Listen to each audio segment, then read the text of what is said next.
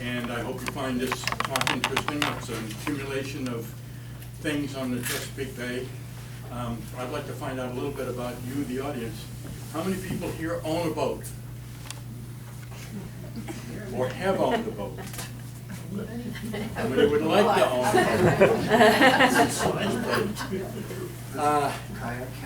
boat? Most of the photographs are taken from the Chesapeake. You know, there are obviously going to be some shots of little towns and things happening on shore, but there are also a lot of photos taken on the water. So if you know, everybody's heard of the Chesapeake Bay and so forth, and they know it's there. I call it a local treasure because even though my talk originally started out to be a national treasure, which it is, it's local for us. And if you haven't been on the Chesapeake Bay, out on the water, you won't see a lot of the scenes that you'll see here in the photographs. So I thought, you know, when I put this thing together a few years ago, that it would be interesting for somebody who hasn't been on the water or hasn't seen the activity on the bay. And it's so close by, it's different from what you see around here in Phoenixville on what water you do have, right, as you go over the bridge. At any rate, this is mostly going to be photographs. I'm going to quit talking after the first couple, maybe. And we'll basically look at the photographs, and each one has a caption. And I've done some of them pretty straight-laced, and others I work a little tongue-in-cheek in. So you got to pay attention. Don't close your eyes and no yawning. Okay? I don't want to be in your way, do I? Is that seat empty? That you know you might have a better angle if I'm wandering over here. At any rate, can everybody hear okay? Okay, let's begin. That's the only chart that has a whirligig title to it. There's probably a reason for that, right? If any of you have been boat owners, you know that maritime law says that you're the captain of the ship, everybody has to do what you say, otherwise you're either court-martialed or you walk the plank or some other such thing. But every captain has an admiral. She's in the back of the room. And the captain knows well enough that you don't leave port until the admiral gives you the aye, aye, sir. So with that, I'm going to launch into the talk. It is an estuary, which makes it unique. It's the largest one in North America, not just the United States, North America. So, as your little handout shows you, an estuary, in case you didn't know, an estuary is a meeting of fresh water and salt water coming in from the ocean. And of course, that line moves back and forth. So it does have a big ecological impact, you know, from a food standpoint, wildlife and so forth. So it is unique. And I don't have a lot of time to go into a lot of details about it, but I took a couple of pages out of the chart book that's laying on the table up here to show you basically. It works here but doesn't want to work here. Okay, at any rate, these are 2 pages from the chart book that will show you the bay proper, okay? If I can stand in front of you for a minute.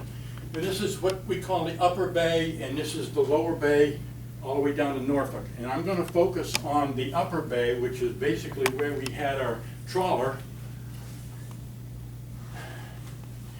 The watershed area. How many people think you can guess the 6 states involved? How about that? Okay. New York. Good. Pennsylvania. Good. Maryland. Good. West Virginia. Good. Virginia. Good. And did I say Maryland? And You said Delaware. Delaware. Delaware, that's right. You passed. Okay. Some people would say, how about Jersey? Jersey doesn't drain into the Chesapeake. It's all on the other side of the rivers. There's 12,000 miles of shoreline, as you can see. A lot of seafood taken out annually, and it services in the area 18 million people. Well, at the time I put this chart together. And there's a ton of boats, 400,000 some odd boats, give or take, whatever the year registration is. So, as I mentioned, we're going to focus on the upper bay, and just because I wanted to do that, the things that I put dots and squares on. The 4 blue squares are bridges. The round dots, the big ones, are places that we frequented, and a couple of little red ones are smaller places. But those are areas on both the eastern shore, and then I picked 2 or 3 places over on the western shore because they're totally different as far as what you have for the townships, what's going on, the history, and so forth. So, the boat that was involved was a 39-foot mainship trawler. You know, it's a sleek boat, full galley. It has an upper bridge, which is where you do most of the piloting from up here, plus there's room for chairs. Obviously, inside has a living room and bedrooms and so forth. So, nice, fully equipped boat. Had a 300-horse Caterpillar engine, and so we would do about 8 or 9 knots typically. It was a sweet spot, but you could do as much as 10, 11, 12 knots, depending on the current and tide and so forth. So it was a good boat, and it was named, as you can see here, Capricorn. I'm a December baby, as is my admiral, so we named the boat Capricorn. That was one thing we could agree on. So, this was a shot when we brought the boat up from Florida and into the Chesapeake Bay.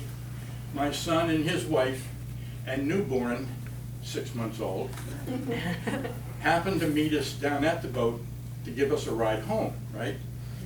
And she was a happy baby at that point. She's only 6 months old, roughly, in that picture. So that's why I call it future camp. And she happens to be with us tonight back here, smiling away, with her cougar shirt on.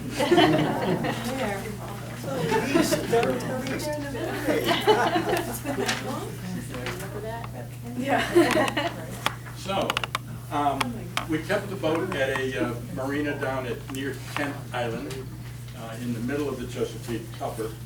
And this is our boat, second one in, lined up at the marina. It was a nice marina, close to things. So there are some shots close by Kent Island. In fact, if you were away out on the water and you wanted to get back to your marina and you're surrounded by water and landline, you know, a mile or 2 away, it's nice to have a landmark, and that lighthouse was the landmark for me. This is a little town called Graysonville, not very big, I don't know, a few hundred people maybe. But it's a pretty little spot, flat, because the waters are kind of inland there. In fact, you can actually do some thinking there. And there is an exploration center there. It's like a little museum, maritime oriented. There is a skipjack, which is an old oyster boat that's out front on display. And of course, because for a long time the bay was the livelihood for a lot of fishermen, so they do have a monument called the Maryland Waterman's Monument that's right there, again, on Kent Island. So, with restaurants and so forth, right on the water. This is the beginning of Kent Narrows. It's all got the name of Kent. So let's actually take a little tour around the bay and see what's going on. I just gave you a flavor of where we kept the boat, in Graysonville or on Kent Island. Now, as I said, we ran the boat from topside up in the bridge. So somebody's down below taking the picture as I'm steering the boat.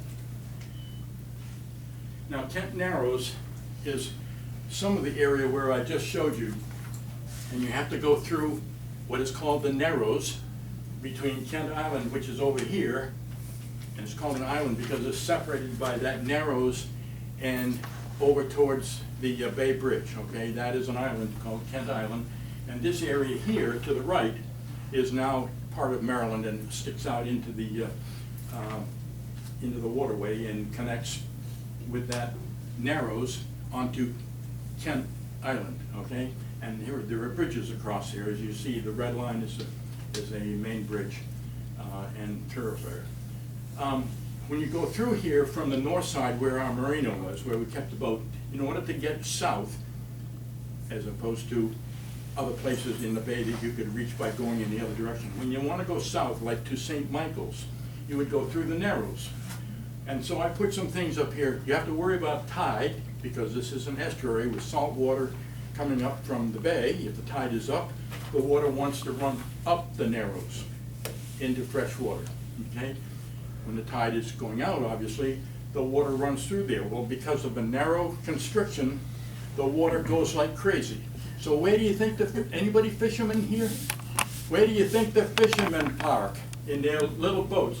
Right here at the mouth of the Narrows, because there's a lot of water movement there. Well, when you're coming through and the water's behind you, you have very little steerage. And so the people that are running with the water, with the tide, get the right of way.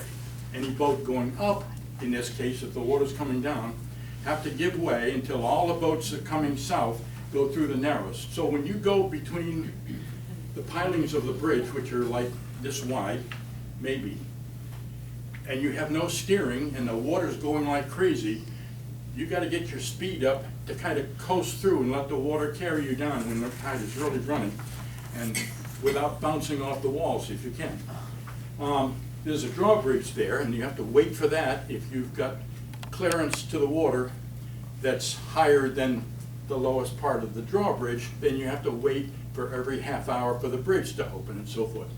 And so you have to circle up in this basin with other boats, all trying to hold it until you get the signal from the bridge going up that it's okay to go through. And then you cross your fingers, close your eyes, and hope that there's no fishermen on the other side of the boat, okay? Or other boat traffic that are making the mistake of trying to head north when you're heading south. And then you have to worry about clearances. And we've gone through, when the tide is up, with that much clearance to the radar mast with the bridge.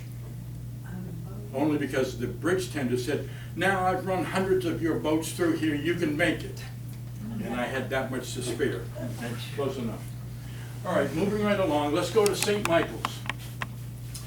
I put a population number with some of these western or eastern shore towns because it shows you the size and the nature of that civilization on the eastern shore is totally different because it is small town USA, 1,200 people technically in St. Michael's, and it's been decreasing a little bit officially from one census to the next, so I just rounded it off to 1,200 to give you a measure of it.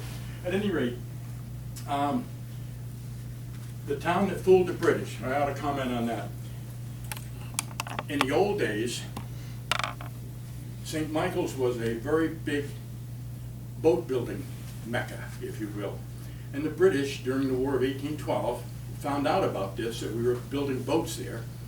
And so they came in close to St. Michael's and had their cannon all aimed in there. But there was a spy who found out about the British coming in, what their intent was. So they darkened all of the lights in the town, but they had some lanterns and things hung up in the trees behind the town. So all the cannon from the British guns bombarded way beyond St. Michael's, and St. Michael's was saved. And they bombed it all night long, and then the next day they had left. And then the townspeople looked out. The town is still here. We fooled the British. And so that's part of the lore of St. Michael's. And if you didn't know that, that's a little bit of lore. If you go into St. Michael's by boat, which we did when we went there, you'll have some scenery, and this is coming in on the Miles River. And of course you have to follow the channel, the markers that will come in. That's Parrot Point on the south side of it, and you'll see some boats there. There's a maritime museum, nice museum. And one of the things they have on display is an old-fashioned lighthouse. Now, most lighthouses have been retired in the Chesapeake because of GPS and all the other navigation aids. So this lighthouse was taken out of the Chesapeake and put on land on display so that you can actually go up topside and see how people lived when you decided to become a lighthouse keeper. There are boat shops there with a lot of boat building and repairs, restoration. This one was a classic because I thought they basically got to take the keel and put everything above it brand new because this was so rotted out. But it does have an old history to it, which I won't go into, but there is boat restoration done down there. There is a bell tower. This is all in the same little area that once you get into St. Michael's, you can walk through and see. This is what a Chesapeake retriever looks like. And this is what some big guns look like. Sorry about the pun. Yes, I have changed. You think? There's a good restaurant there, several good restaurants as a matter of fact. Old houses. And if you wanted to go first class and pay the big bucks for a hotel, you can stay at the Harbor Inn. And this is the marina that we would tie up at.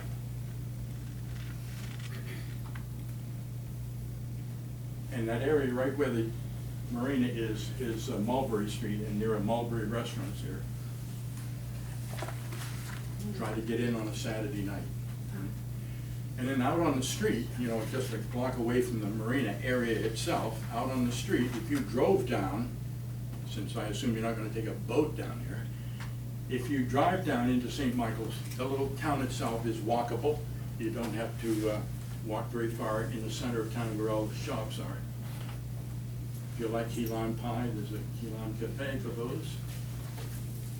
Okay, so if you then come back to the marina area where I showed you some of these buildings, this is one of the cannons, and you'll find, you know, a map of the water line and so forth, and what's going on there.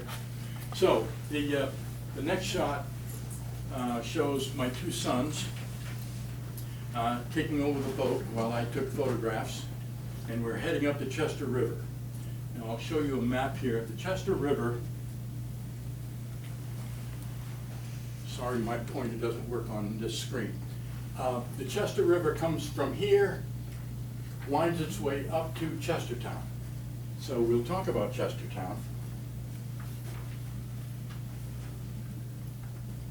Pretty little town, 18th century.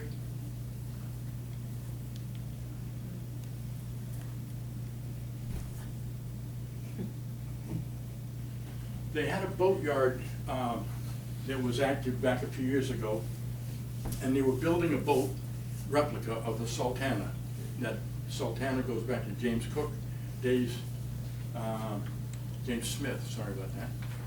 And that boat was being built there, and I had a chance to walk in there and take this picture while they were building it. And I'll show you a picture of the boat. Well, there it is. Every year they have a Memorial Day Tea Party, similar to what they do up in Boston for the Boston Tea Party, which was happening about the same time in history down here.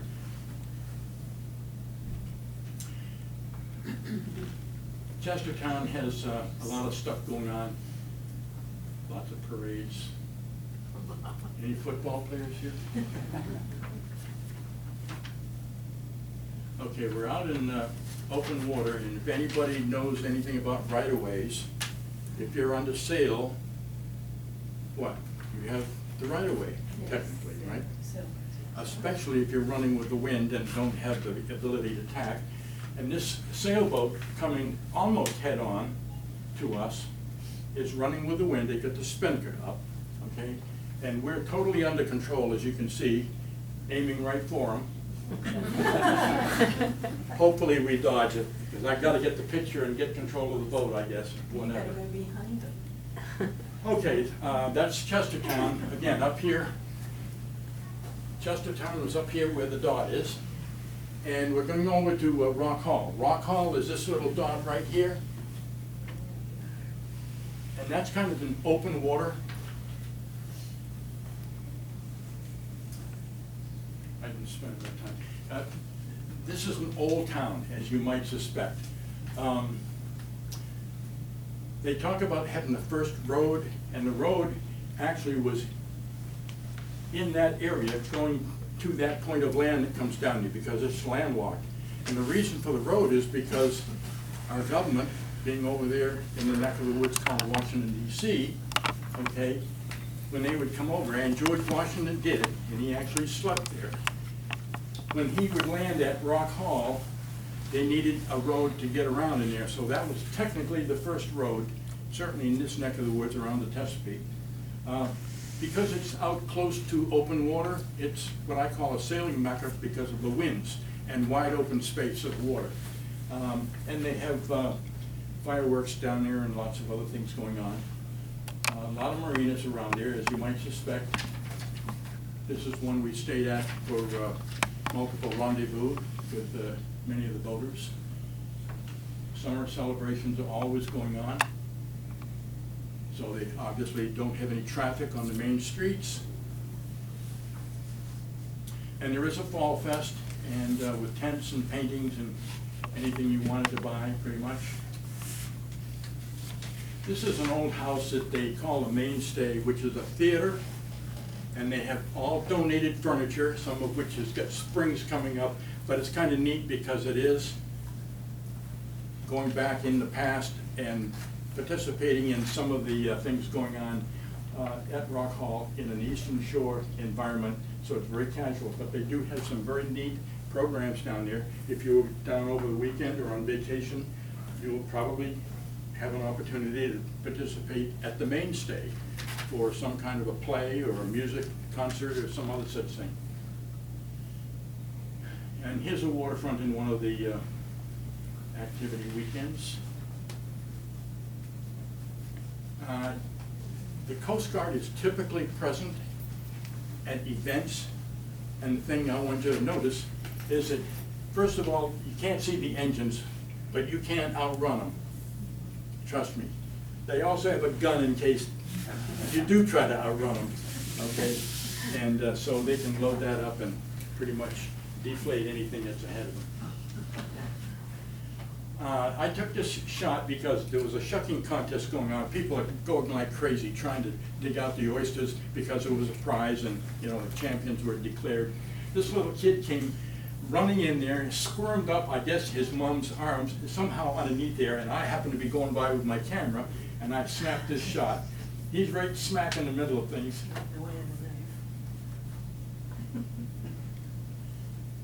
Okay. Music while you're walking through town and so forth.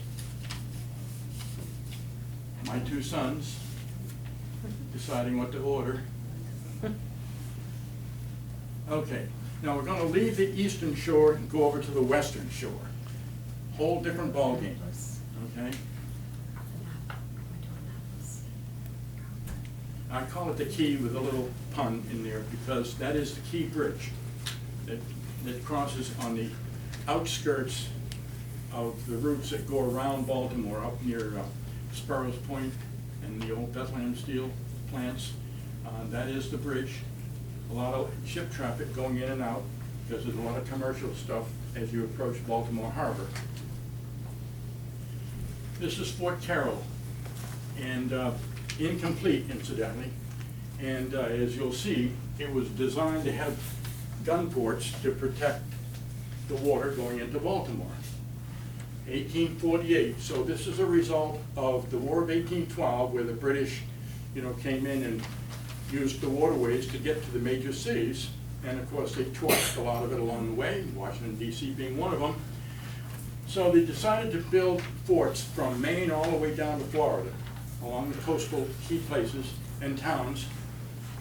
And in this particular case, can anybody tell me who the program manager was for this government project? Ulysses Grant. Grant. Not Grant. Robert E. Lee. Who said that? Another guy passes the course. Robert E. Lee was out of West Point. One of his first challenges was to get this fort put together and built, and it was never finished. They ran out of funds because of government funding, of course. But a lot of people don't see that. You can cross the Key Bridge. It's down kind of under the bridge, and if you're looking for it as a passenger, you can see it down there. And that's what that is from the bridge way up high. It looks totally different. This is the view from the water, obviously, and looks a lot different than the average person would see. People go out there? Everybody sees Fort McHenry, and you can go visit that out of Baltimore. That's what that fort was supposed to protect. So once you get approaching Baltimore, there's a point down there called Fells Point, and that has some history. Baltimore is way bigger as a town, even though it's old. 621,000 roughly. That's different from, say, 1,200 people that you would find over on the eastern shore. So obviously Baltimore is a lot different, as is life over there. But it is a historic city. It's a major port, a lot of activity going on, and they have built and done a wonderful job with the inner harbor. And I'll show you a couple of pictures of those. As you approach, you get the smell of sugar as you go into the inner harbor, and it's Domino sugar. And you approach downtown.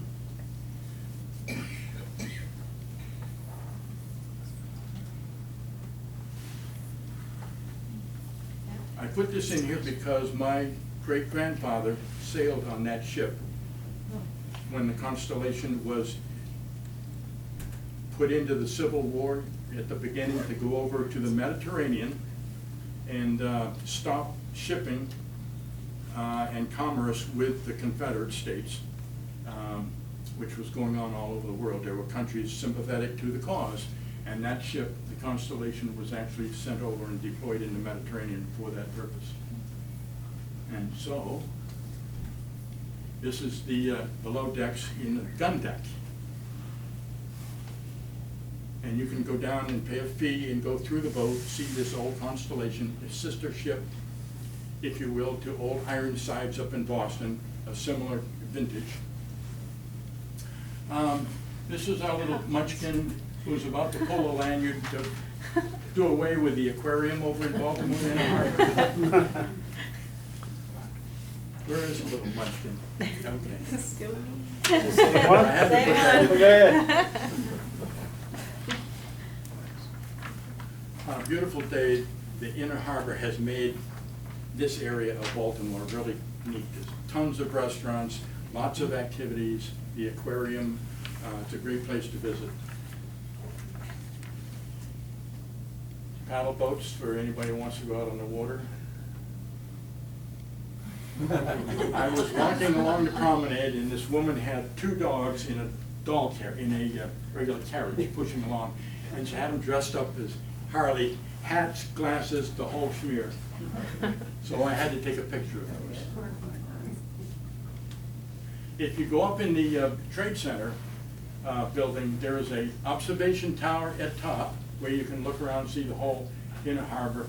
As you can see here, you know, there's the aquarium and pavilion and so forth, and a little bit of the. Where's the ballpark in reference to that? Over here. Pretty far from the harbor? I'll give you a shot of that shortly. Putting that guitar up there on top of that building must have been something. But again, as I say, there's so many things to do there, so many restaurants and other things. There's a light ship, again, on display. Another light that was brought in to display the way it was in the old days, that you can walk up and go around, as you see. Now you can go from one side, which is a long walk. If you come from the north side of the inner harbor and down to the promenade, you've got a pretty good walk to get over to some of the restaurants, Rusty Scupper and so forth. So there is a water taxi that'll take you to various places from the inner harbor down to Fells Point and so forth around the inner harbor area. So that's a good deal. There's a concert pavilion in case you wanted to have some noise. I took this in a wintertime shot because I had no clue what it was. But it is a memorial to the Polish support that we've received over the years, going way back to the Revolution and Civil War and World War I and II, of course. And it's dedicated to basically those Polish soldiers that were put into captivity by the Soviets at outbreak of World War II time period, and then Stalin had slaughtered all 35,000 Polish officers. And this is a memorial. And if you go back a couple of years ago, there was a plane crash that was going into Russia during a miserable storm, and they had a lot of diplomats, vice president, and so forth. They were over there for a memorial service for the Katyn massacre, finally getting the Russians to admit that they did it, because when the graves are uncovered by the Germans, they blamed the Russians and the Soviets said, no, the Germans have done it. So everybody was finger pointing.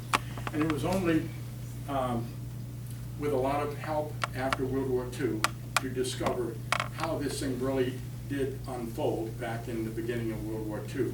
And it was indeed the Russians that killed all those Polish officers to get rid of the threat of any uprising, because the Poles were pretty well organized from a military standpoint. Overrun both by the Germans from the west and the Russians from the east, so they were caught in the middle, yo-yoing back and forth all during the World War II era. So that's an interesting memorial. There's a lot of scrolled engravings around the base of it, so something unique. If you go to Baltimore, it's right near the Marriott Hotel, right a block from the water on the inland waterway, right? The inner harbor, excuse me. Okay, and then across the way is the Rusty Scupper, and this is a marina. It's an inner harbor marina, Marine Center.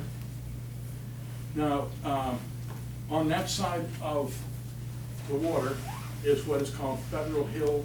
It was, a high point, so controlled by both the British when they wanted control of that area in the War of 1812, and so that's ultimately it fell into our hands, but it's called Federal Hill. Restaurants galore in Baltimore, as we all know. There's a shot tower where they would take molten lead, drop down. By the time it hits, it's all in spherical form, cools off in the water below, and then they've got their shot. 1828. It's the birthplace of Poe, as we know. It's also Babe Ruth's home.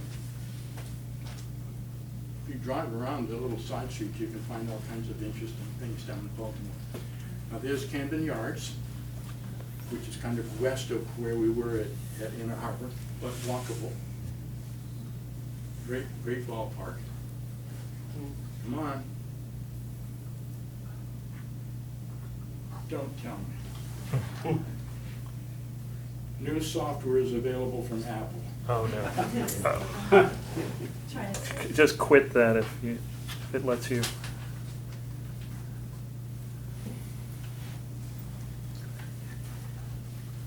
Okay. Football stadium is not too far from there. Okay, now let's head south. This is a buddy of mine from Vermont, and occasionally they would come down. He's an old classmate, and he had this T-shirt. The beatings will continue until morale improves.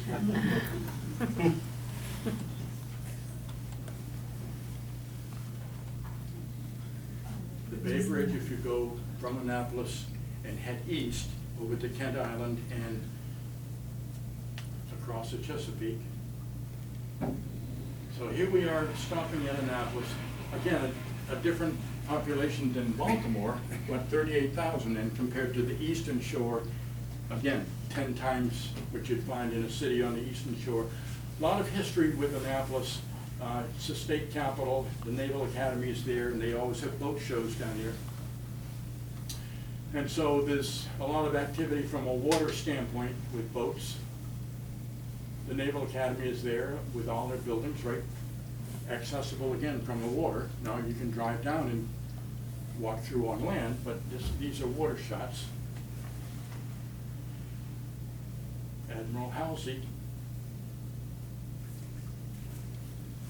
Remember the main. That's the mast. Now there's a lot of history going on with what really happened as far as the main was concerned. I'm not going to go into that, but it's something you can research. It's there at Annapolis. And there's the Annapolis Harbor State House building over on the right. You can see the spire. This is City Dock. Goes right into the sea, right up into town. So you can walk when you're there.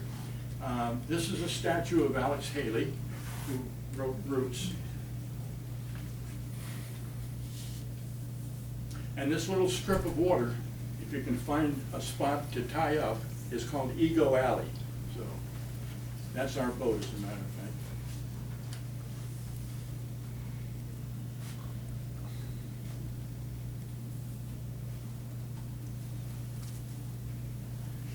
There's the Capitol building.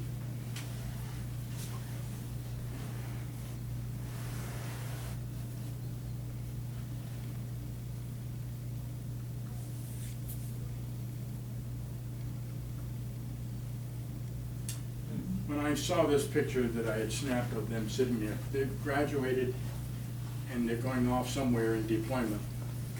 And so I thought that's a neat picture to put in, because you never know what they're going to be doing next. Obviously, around the water in Annapolis, there are tons of marinas, places where people put their boats. In fact, if you look at all the boats in marinas that are not being used at that instant, you wonder, why does everybody have a boat and then it just sits there? It's not being used out on the water. Go figure. There's another marina, that's the yacht club. Okay. This is a raft up, and a raft up just means that some poor sucker, some boat is designated the one to put the anchor down, and then the others tie up to that boat. Okay, so if you get too many boats and the current starts going and the wind is blowing and you're asleep at night or something, and the anchor starts to drag, you could be in deep yogurt. And we've all gone through that, I think. Anyway, this is a raft up here at the West River. That's our boat in the middle. Yes, I got nailed to be the guy that had the anchor down, and that was an interesting evening.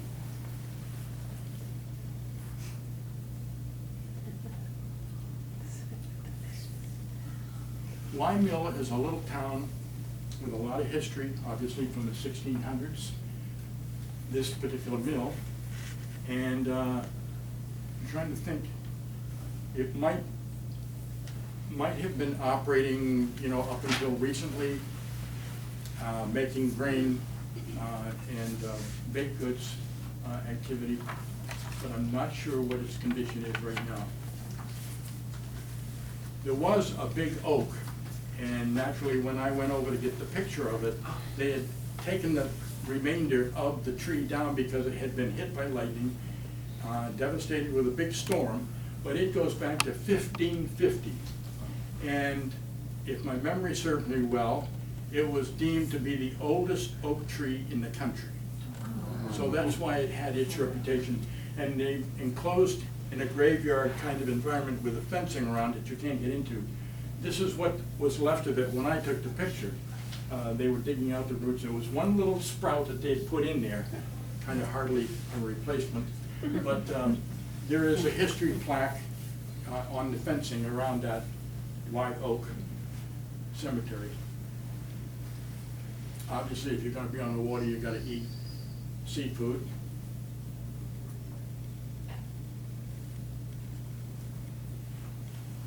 I threw that in there to get a laugh. Okay, happy hour.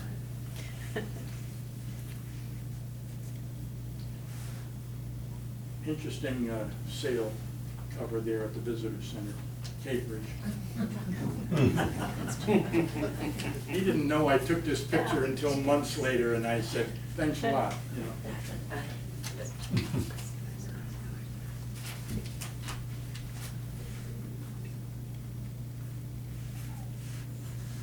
This is a marina that's south of Annapolis, a very nice marina on the western shore. And they had a beach. Most of the marinas, and they you know, they have a swimming pool and place to tie up your boat and so forth. But this place has a nice beach, a sandy beach, and a long breakwater. And they had these little Tahiti awning umbrellas.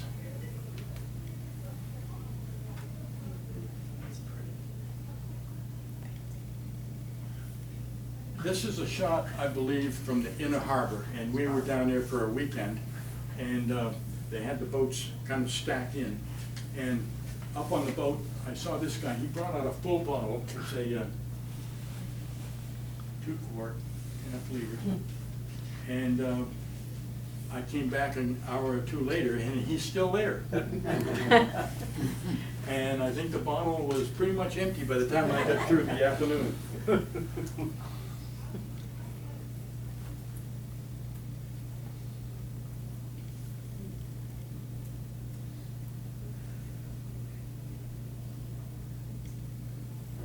There's another one of you, Morton. She is again. I'm telling you, she's good. Will the person in the picture please stand up? You have to have 3 hands if you're going to sail under these conditions. I only had 2, so that meant only 1 hand on the wheel. This is my son's sailboat.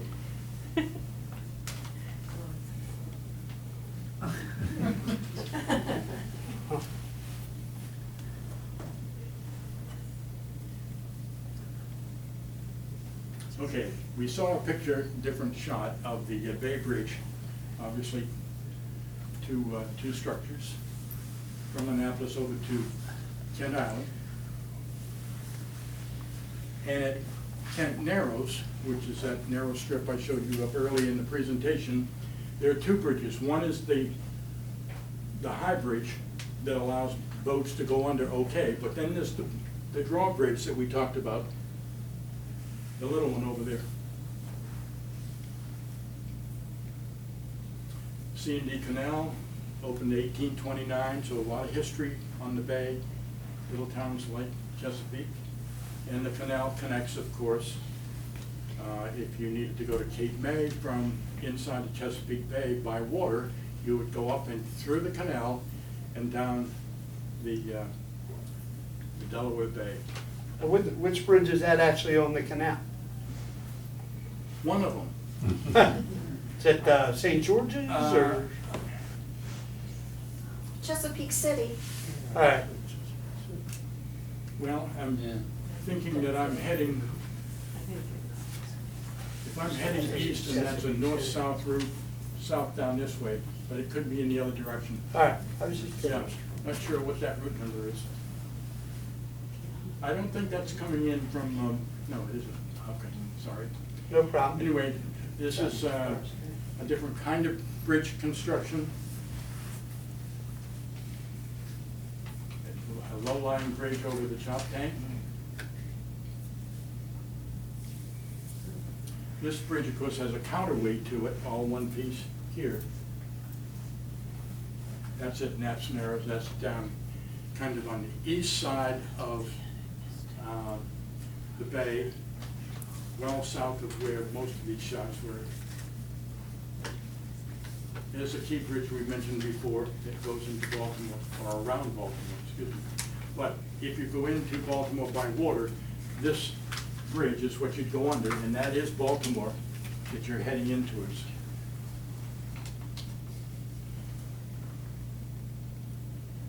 Now here's one of the lighthouses that we saw on land, both at the Maritime Park down at Rock Hall, as well as over in Inner Harbor. This is that kind of lighthouse, and it's a pretty famous lighthouse at Thomas Point that is still out there. Is it still working? It's not officially, I mean, people see it on a chart, and it's still there in a spot, but it is not manned anymore. It's not lit? Not lit. Now, if you're a captain on a big tanker or something coming up, you could see that over there visually, but you wouldn't be using it for maritime chart plotting and so forth. This is Turkey Point. This is the end of Elk Neck State Park. If you come down by land through Delaware and into the Elk River area, which is to the east of the Susquehanna River. There's a sandy point, and that's north of the Annapolis Bridge. That was sold off to the highest bidder. I mean, to get rid of them, they're not being used. If anybody wanted it, I don't know what they would do for a weekend to go spend on the lighthouse, but somebody bought it. This is another light down on the western shore in the southern part of the bay. So many different light structures, range markers. Again, that is a maritime aid that they would, you know, zoom in on with radar and so forth, and that'll be on a chart. It's an official range marker. Channel markers have numbers and letters. Right on red returning, right? So as you go up the bay, you would have all your channel markers that are on the right-hand side telling you to don't go on the other side of them. They're all red, right on red, returning from the ocean, going up the river, or up the bay in this case. Now this, you'd think, you know, must be rocking away. This was a light that was built and built with cement concrete foundation into the bay floor, okay? And one winter time, they had, it was very, very cold, they had a big ice jam that came in and moved that marker, that buoy, if you will. And it never regained stability upright because it's not floating, it's anchored. Now this one, I had a job hunting for this one, but I'd heard that it existed, but it only is in play during certain months of the summer or certain weeks of the summer. So I wrote it out. It's not too far from that little fort that Robert E. Lee was the program manager for, near the Key Bridge. If you come under the Key Bridge, go to the right of that little fort, this is where you'll find that key buoy. And that is supposed to commemorate the spot where Francis Scott Key decided to write what turned out to be the Star-Spangled Banner. Okay. All right, let's look at some of the houses down there. There's a two-story brick. These are just small summer places.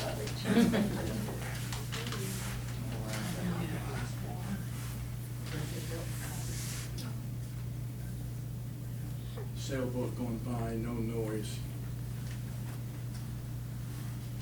And I found out from this big estate that that was just for the horses.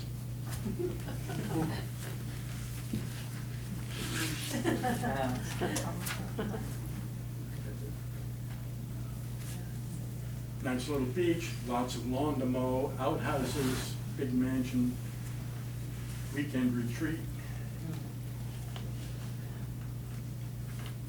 Oh, we're gonna look at some boats. All right, here's a crabber at work.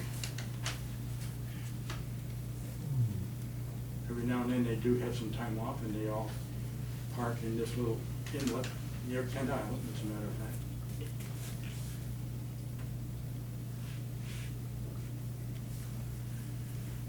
This was up the Sassafras River and for a marina weekend. And I had my camera out and these people came by in this little boat, right? Putt-putt. And they were waving, very jolly and everything else. And I looked at the picture after taking it and they took off and I thought, they got the life jacket on the dog. They didn't have any life jackets on. They're obviously overloaded. I mean, they got coolers, the motor, the two of them and the dog and everything else that you don't see in there. And you know, if this thing tips over and they go into the water, the dog's gonna survive anyway.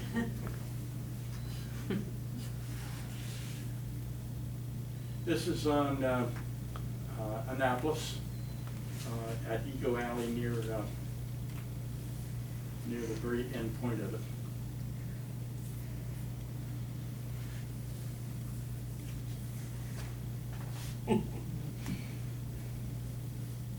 Chinese junk. When the sails are out on that, you know, they're square rigged and kind of a pretty boat.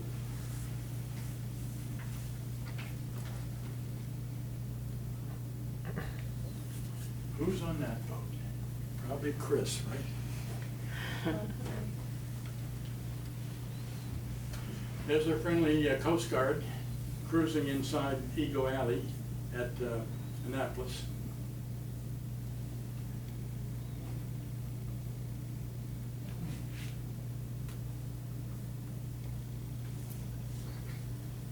See, you don't see these shots unless you're on the water. Oh, wow.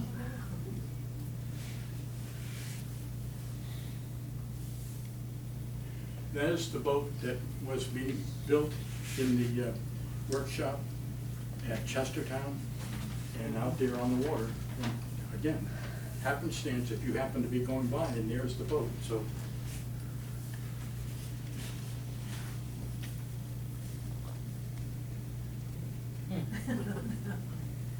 Who's giving way? And thank your dollars to donuts, the people on this boat probably don't have their life jackets on, they have no clue that that boat is behind them. Possibly. But the little boat has to give way to the big one, obviously. Well, unless you wanna get run over, you better I get mean, out of the the way, little right? boat, that's the rule, right? The little boat gives way Well, to it the bigger stuff. depends, not necessarily. If you're both under sail, 'cause They both were. yeah, well, you don't know, the bigger boat might have had his motor on just to be Oh. under control a little bit more, in which Oh, case yeah. that may change. It depends on where the tide and the winds, who's overtaking the food, not under the rules of the road. By the time you figure that out, it's- This guy here, Really? we're at a marina here, that's Federal Hill, so that's Inner Harbor at Baltimore. This guy, I don't know where he came from, might have come from the Mediterranean. All I could think of was Onassis, and something he might have. That is a very large sailboat. Okay. Now, you've perhaps heard of the Pride of Baltimore. The original Baltimore one was caught in a hurricane off England's shore. And so they built another replica, Baltimore 2, and I happened to catch that one. And as I snapped the picture, naturally, there's, you know, it's like a mosquito when you're trying to do something. The powerboat had to go zooming by, and because I'm going in that direction also, so the sailboat is gonna be out of range or not in a great shot, but you take what you get. Okay, this one, this was a Swedish ship. He's coming over to a tall ship regatta up at Chestertown, I believe. And so you can see all of the various flags. I think that's Brazil, maybe where they've been and so forth. But they've got problems that they're trying to fix. There are a couple of guys up at the top end of this mast. And of course, you're in American waters, so there's a US flag on the stern. And they were anchored there trying to do something. Here we are underway. That's heading towards the Bay Bridge. And another guy who has a boat just like that one took this picture and sent it to me. Lots of different watercraft on the bay from all over. Woke up one morning at the Rock Hall Marina and went out getting coffee and walked down the dock, and here's this mutiny on the bounty. It had come in and it pulled up on the other side over there where that lighthouse on land, remember I showed you the Rock Hall exhibits, and that was one of the lighthouses on shore that you can look at, and that's the replica made for the mutiny on the bounty that your friend Marlon Brando played in. This is Eagle Alley over in Annapolis again. They give you very tight spots because real estate is pricey, so they give you maybe that much between boats. They can walk from boat to boat. Oh, wow. This was another shot in the Inner Harbor on a particular weekend. And this was a tall ship from Columbia that had come up. And of course, you have to have a lot of manpower, people power, to handle sails and everything else. And you'll see on the yard arms, their crew waiting for the captain to give the signal who's waiting to get the signal from the admiral that it's okay to wrap up the sails and, or drop them and get underway or something. There's a tugboat there, so I'm not sure what they were about to do. Thought that was kind of interesting. Big and little here. Maybe their next boat they were thinking of. Shopping, window shopping. I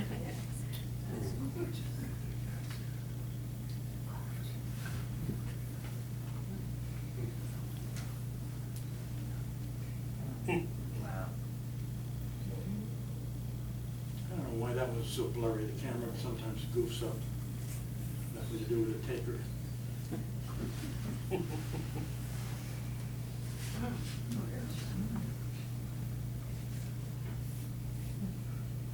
How would you like to have to tow that guy and hope the cable doesn't break in a high wind? And guess what happens when boats crash into the Bay Bridge Tunnel or other bridges that you hear about up and down the East Coast? It's because there's wind and tide and everything else that the poor captain is trying to figure out and get his boat through, and it's tight constriction.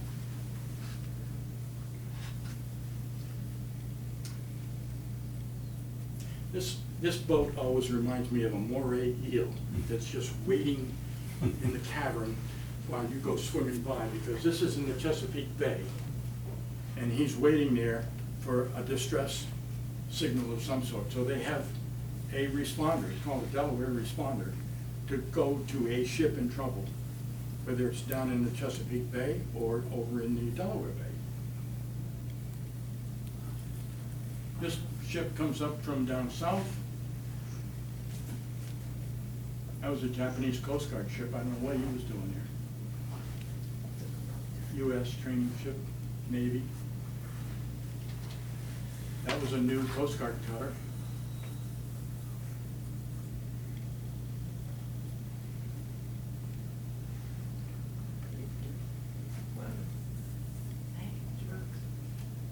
Balance of payments, right? Now, when you come across these things in a sailboat, you don't want to press the right-of-way issue, right? Now, I spotted, I don't know if it was this boat or not, on the Savannah River, coming up into downtown Savannah, because the Savannah River has a lot of commercial traffic.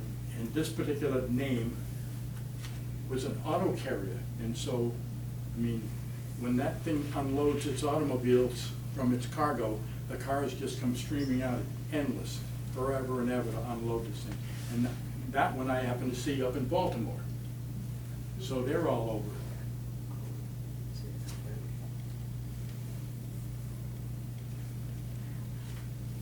Registered in Panama, right, because they don't charge very much money. It's like trailer trucks being registered in the state of Maine. The reason is the cheap registration costs, okay? So when you have a boat and you have to pay the government, somebody, in this case, you'd register the boat in Panama, Liberia is another place, and this is obviously a Chinese boat or an Asian boat of some sort, and we wonder why our balance of payments is high, but there we go. You have to keep your wits about when you're running in waters that have this kind of traffic on it, because you cannot hear that guy coming up. And if you're going along moseying and iPhoning or something like that and not paying attention, and you get out in the channel, this guy can run you right over and you will not hear it. I mean, it's a little bit like lightning. If you hear the thunder, you're okay. In this case, he's lightly loaded, so he's moving along at a pretty good clip without much noise. I thought it was kind of neat that this Red Cross ship was tied up next to a burned out warehouse building.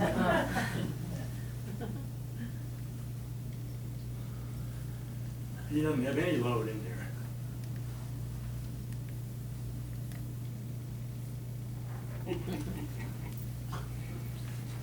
So, if you dare, you know, you cut across with your sailboat saying, I got the right of way, Wrong. Now, if you look closely, you'll see there's an anchor down here. He's not moving. I'm not cutting in front of him, only to take the picture. Okay, going home. This is one of two, maybe three flyways in the US. This is the Atlantic flyway, and there's all kinds of species of birds, of course, a lot of ducks and geese and so forth, that come whipping down through the Chesapeake Bay area. And of course, that means great hunting.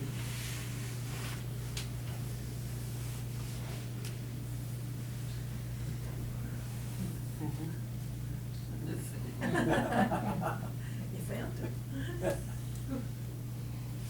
Can you find this guy? Mhm. He's in the window. He's on the pilot, yeah. I tried to make it easy and center the photo, so.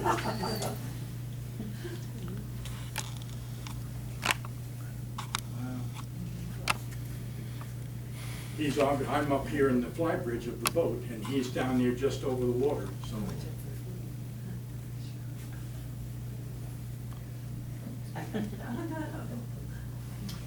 Sometimes when you're fishing and you're pulling in a good one and the gulls come down,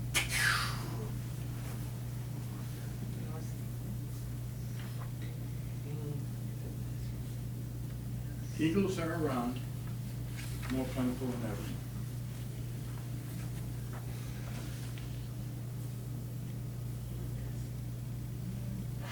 You know, there are a lot of storms in the summertime, winds and everything else. Why you would pick a tree unprotected in the middle of nowhere to build a nest on the highest point, the tree is going to go like this in the wind. But osprey are very tenacious. We got a couple more shots of them. I didn't realize this, but when I got home and saw that there were multiple markers here, I mean, I had to put a caption on, right? So. There's no nest building, no sticks, so they haven't made up their mind yet where they're gonna build a nest. He's gotta remember it in marker number 6. And evidently, they're both responsible for downsizing here because they're both there. The female is here, he's sitting over there watching, making sure everything is going well. Or it might be the other way around, maybe that's her, and he's supposed to be rearranging the furniture, I don't know. At least it's a sober house. And I love this one.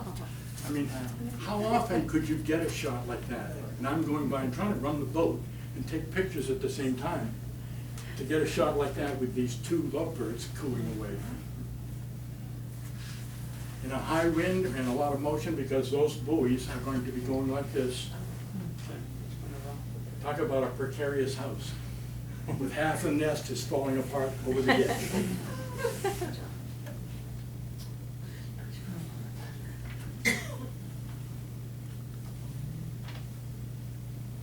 This is another raft up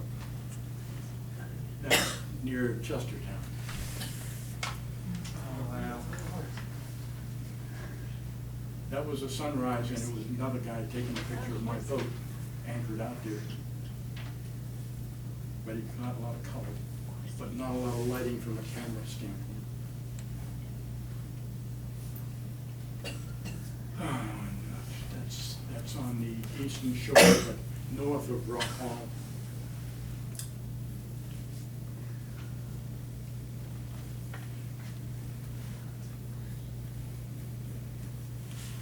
There's C&D Canal Bridge. I don't remember the name of this one or what route it's over.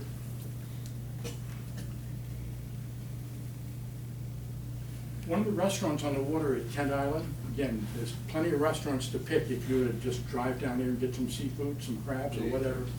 There's a place called the Jetty, which is right there at Kent Narrows. And that particular evening, the moon was just shining out, coming in from the east.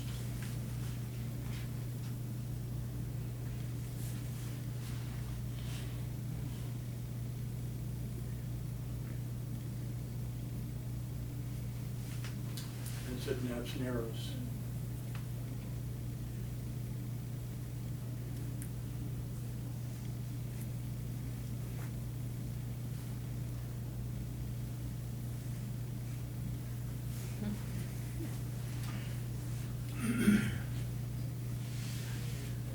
That's the end.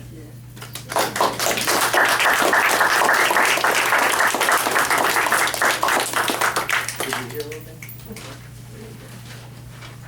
Well, because we were 10 minutes late starting, 7 minutes after 8, I know a lot of people want to go home and have their steak dinner and wine and everything else. But I'm here to answer questions if there are any, and thank you for coming. Thank you. Did you spend any time at Smith Island or Tangier Island? And where? Smith Island or Smith Island, Tangier? I did not.